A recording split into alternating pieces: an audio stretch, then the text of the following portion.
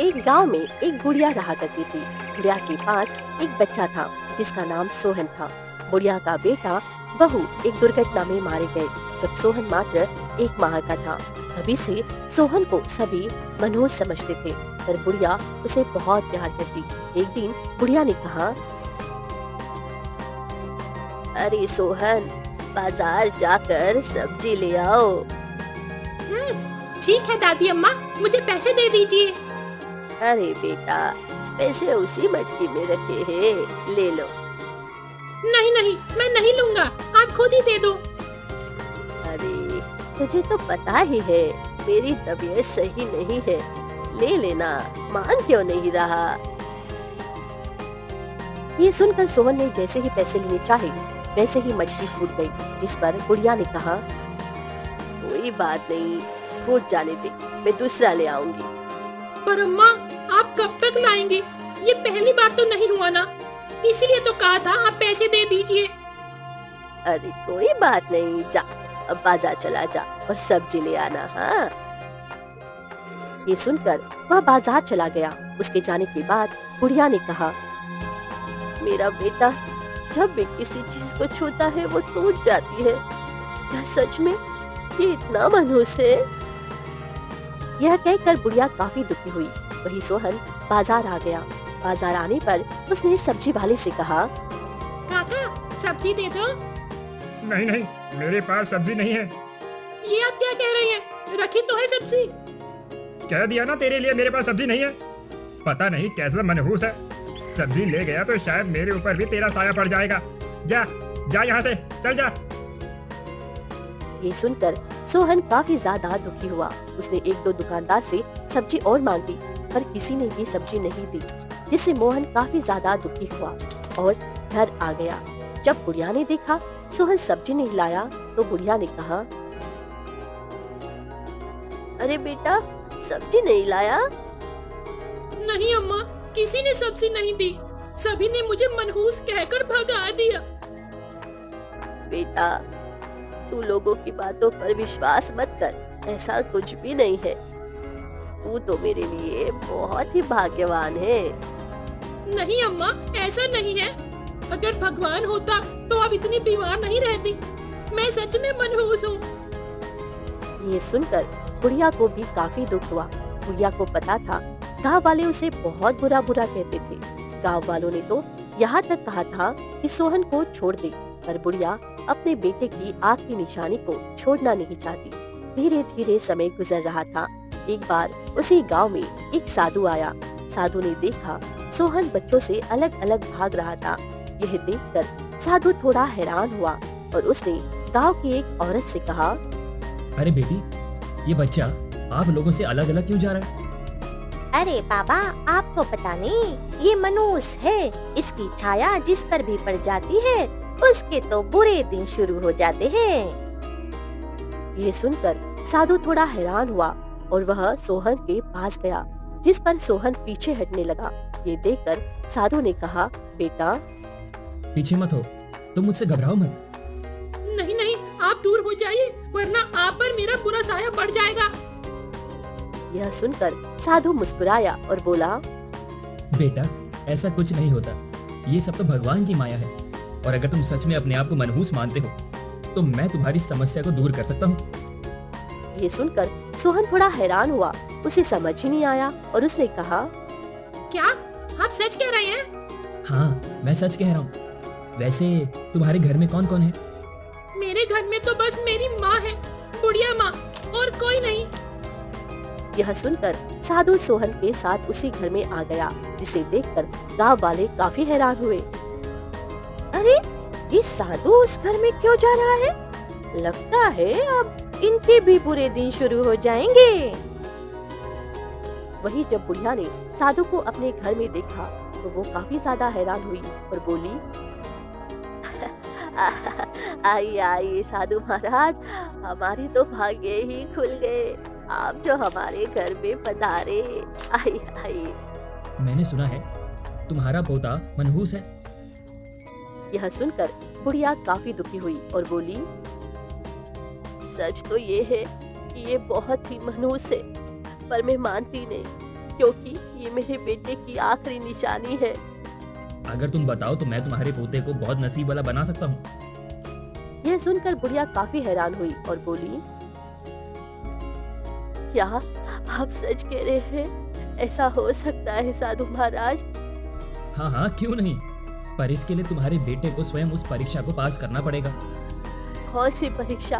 आप किस बारे में बात कर रहे हैं? इसके बाद साधु ने बुढ़िया को सारी बात बताई, जिसे सुनकर बुढ़िया काफी ज्यादा परेशान हुई और बोली, नहीं नहीं, मैं अपने फूल जैसे बच्चे को वहाँ नहीं भेजूंगी। अभी उसकी उम्र ही क्या है। मुझे पता है, पर अगर ये बड़ा हो गया और अगर इसकी मनुष्यत ने इसका साथ नहीं छोड़ा तो तुम्हें पता है ना लोग इसके साथ कैसा व्यवहार करेंगे। यह सुनकर बुढ़िया सोच में पड़ गई।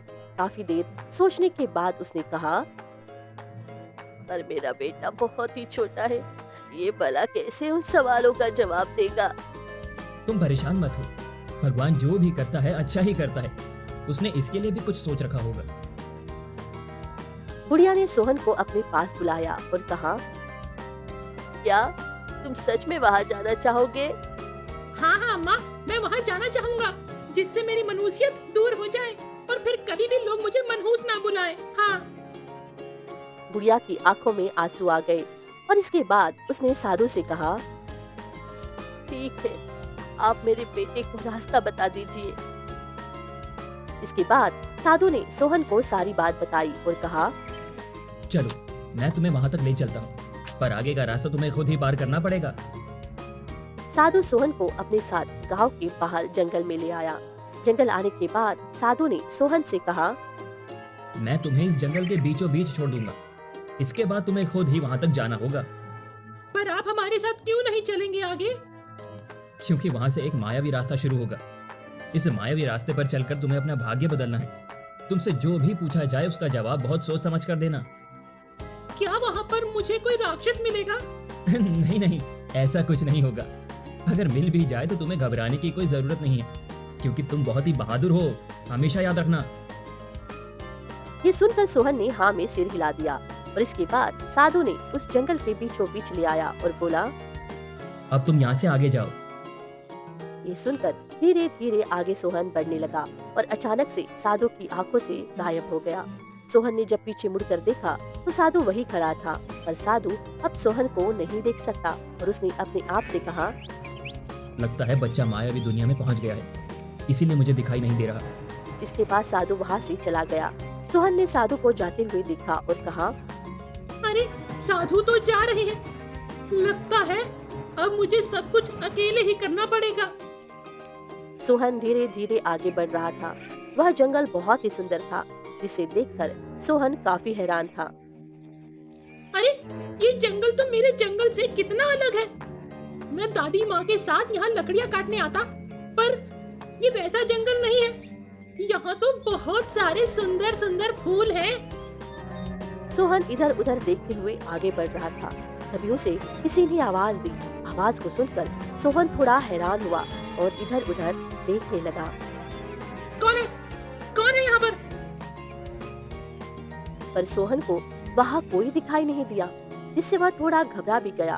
तभी उसे फिर से आवाज आई, सोहन, तुम मुझे देख नहीं सकते, पर मैं तुम्हें देख सकता हूँ। तुम्हारा मायावी जंगल में स्वागत है। पर आप हैं कौन? मैं यहाँ का राजा हूँ। तुम यहाँ क्यों आए हो? क्योंकि मुझे अपनी किस्मत बदलनी है।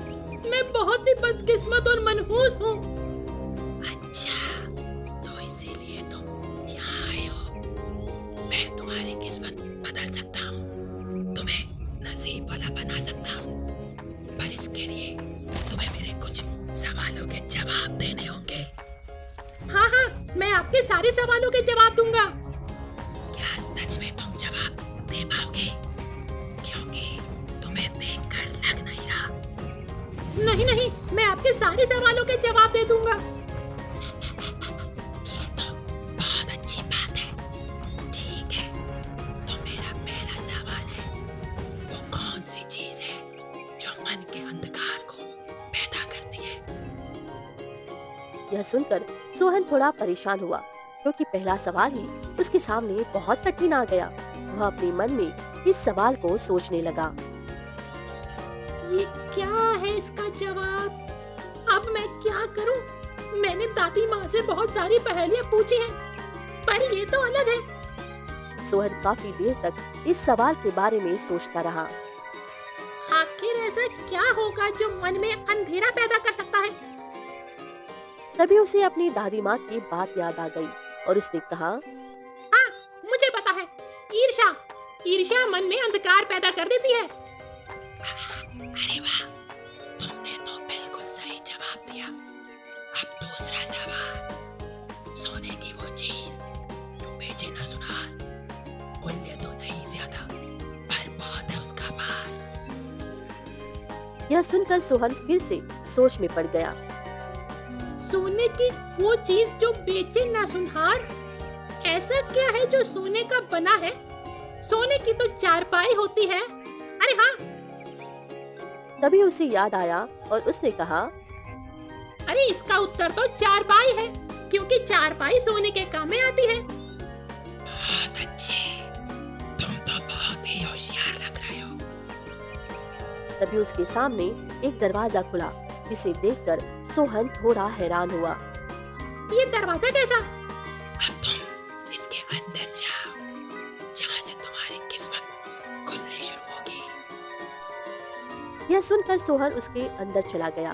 तभी जादुई आवाज ने कहा, अब तुम्हारा तीसरा सवाल, 3 पैर की तितली नहा धोकर निकली। अरे ये तो समोसा है, ये तो मेरी दादी ने मुझे बताया है। ये सुनकर जादुई आवाज काफी खुश हुई और बोली, मानना पड़ेगा, तुमने अपनी दादी माँ से बहुत कुछ सीखा है। हाँ हाँ, मैं अपनी दादी माँ से पहेलियाँ पूछता रहता हूँ ना, इसीलिए। अच्छी बात है। अब मेरी चौथी पहेली का उत्तर दो। नकल उतरे सबकी वाणी, चुप कर सुनता है सारी कहानी। नील गगन है इसको प्यारा, और ये भी है सबको प्यारा। इस सवाल को सुनकर सोहन थोड़ा सोच में पड़ गया क्योंकि यह अलग था। ऐसा क्या है जो सबकी नकल उतारता और कहानी भी सुनता है? मैंने तो कभी भी नहीं देखा। सोहन को कुछ समझ नहीं आ रहा था और उसने कहा, अगर मैं गलत जवाब दूंगा तो क्या होगा? अगर तुम गलत जवाब दोगे तो तुम्हें फिर से 7 सवालों के जवाब देने होंगे। क्या फिर से? पर अभी मैंने कितने जवाब दे दिए? अभी तुमने 3 जवाब दे दिए हैं, अब तुम 4 और जवाब दो। ये सुनकर सोहन सोच में पड़ गया। काफी देर सोचने पर भी उसे कुछ समझ नहीं आया, जिस पर जादुई आवाज ने कहा, क्या हुआ? लगता है तुम्हें इसका उत्तर पता नहीं है। तभी उसके सामने से एक तोता गुजरा। तोते को देखकर सोहन थोड़ा सोच में पड़ गया और तभी खुश होकर बोला, हाँ, मुझे इसका उत्तर समझ में नहीं आ रहा है। अरे ये तो तोता है, इसका जवाब तोता ही है। अरे हाँ, तोता ही तो हमारी नकल उतारता है और ये आसमान में भी उड़ता है और सबको प्यारा भी लगता है। ये सुनकर जादुई आवाज ने कहा, तुमने बिल्कुल सही जवाब दिया। तभी एक दरवाजा खोला और सोहन उस दरवाजे के अंदर चला गया, जिस पर जादुई आवाज ने कहा, अब तुम्हें 3 और जवाब देने हैं। इसके बाद तुम्हारी किस्मत पलट जाएगी और तुम बहुत किस्मत वाले हो जाओगे। सोहन बहुत खुश हुआ। इसके बाद जादुई आवाज ने कहा, अब तुम 5वें सवाल का जवाब दो। राजा महाराजाओं के ये बहुत काम आए, कभी इन्होंने बहुत ज्यादा संदेश पहुंचाए। बताओ मैं कौन हूँ? राजा महाराजाओं के यहाँ संदेश? ये राजा महाराजाओं के यहाँ तो पहले संदेश कबूतर पहुँचाते थे ना? हाँ, इसका जवाब कबूतर है। बिल्कुल सही जवाब। अब तुम्हारे पास 2 सवाल हैं।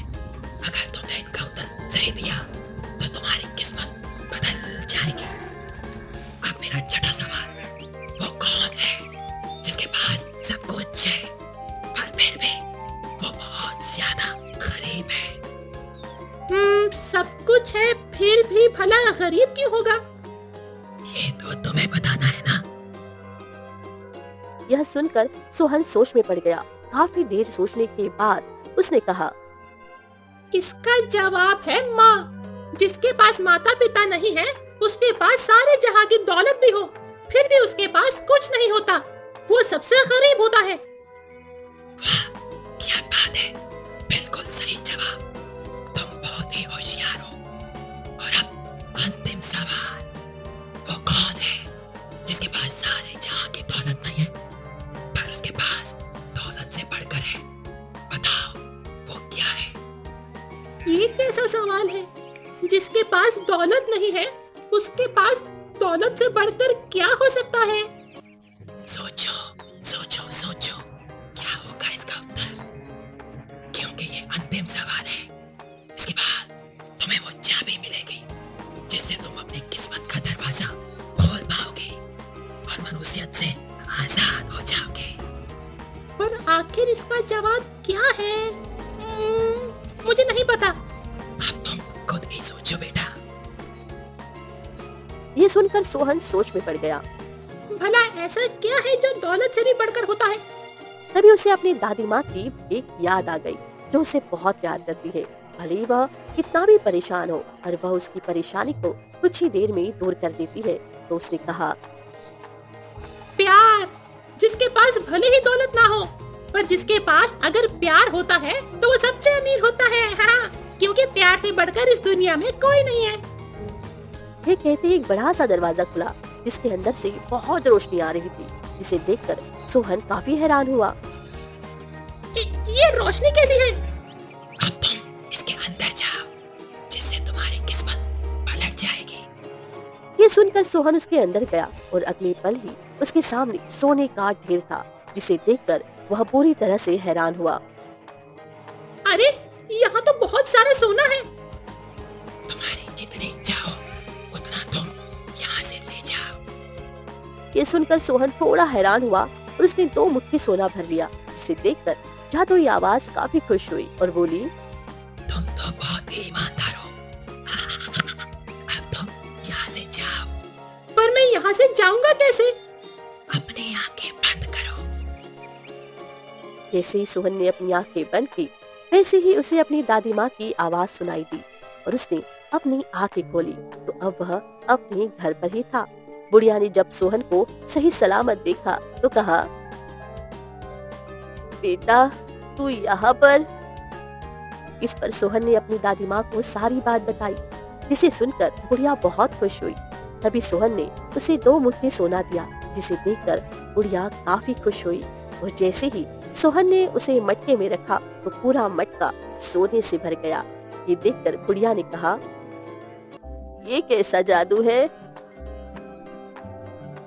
लगता है अब मेरी मनुष्यत दूर हो गई और अब मैं किस्मत वाला हो गया, इसीलिए। ये सुनकर बुढ़िया बहुत खुश हुई और अब सोहन भी बहुत खुश था।